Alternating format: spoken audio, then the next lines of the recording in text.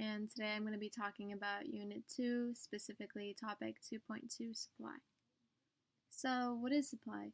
Well, supply is the different quantities of a good that sellers are willing and able to sell at different prices.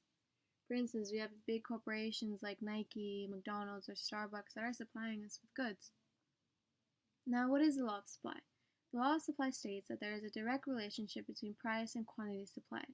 What this means is that as price increases, quantity supplied also increases. As well, if the price were to decrease, quantity supplied will also decrease. And we see this more prominent in this graph, as we see that if the price were to be increased to $10, we have a quantity of 30 units. And we see this more prevalent in this graph, as we see that if we were to decrease the price from $10 to $5, instead of producing at 30 units, as the previous graph, we are now only producing at 10 units. So as you can see that as price decreases, quantity supplied also decreases. Now, why is this? It's because at higher prices, firms have an incentive to produce more due to more profit. Now, here I'm going to identify 5 shifters of the supply curve. The first one being prices, availability of inputs, number of sellers, technology, government actions such as taxes and subsidies, or expectations of future profit. Now remember, something that is very important is that a change in price does not shift the supply curve. It only causes movement along the supply curve. And it's often a trick question on the AP test, so remember that price does not shift the supply curve. Now here's a few graphs that I'm going to be showing you based on the 5 shifters. The first one being prices, availability of inputs. So if there were to be an increase in the price of an input, that will cause there to be a decrease in the amount of the good produced. But as you can see that the price stayed the same, but as you can see from Q1, there is now being a decreased amount of the good being produced. Now let's say if there would be more businesses selling the same product into the market, the supply of the product shifts to the right. As you can see, price stays the same.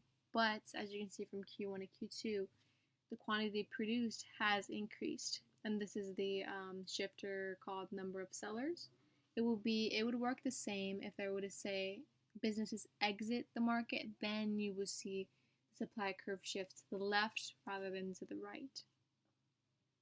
Now, let's say we have a new development of technology, which means more productive machines. And due to this usually means that the cost of production is lower, so the profit available at a given price will increase, and therefore producers will produce more. So they will increase in supply. But again, price didn't change. There's just more of this product being produced. Now, let's say there's a government action such as a subsidy. Subsidy is money given to corporations, and this will cause the supply curve to shift to the right, causing there to be an increase in the quantity produced. Now the opposite is for government actions such as taxes, where taxes are money taken away from corporations. So this will cause the supply curve to shift to the left and decrease supply. So instead of producing at Q1, we are not producing less at Q2. Now, expectations and future profit. So suppliers expect prices to go up in the future. They decrease their supply today and save inventory to sell for a higher price in the future, which means that the supply curve will shift to the left.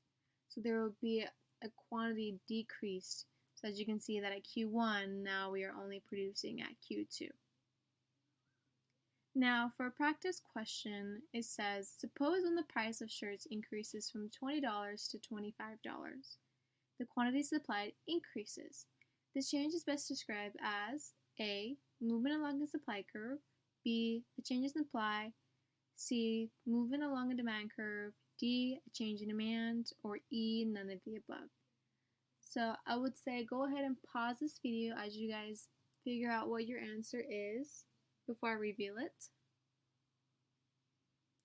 So the answer for this question would be A, movement along the supply curve, because remember that a change in price does not shift the curve. It only causes movement along the supply curve. So based on this question that says, supposing the price of shares increases, this will mean that the quantity supplied only increases, but there is not a shift in the curve.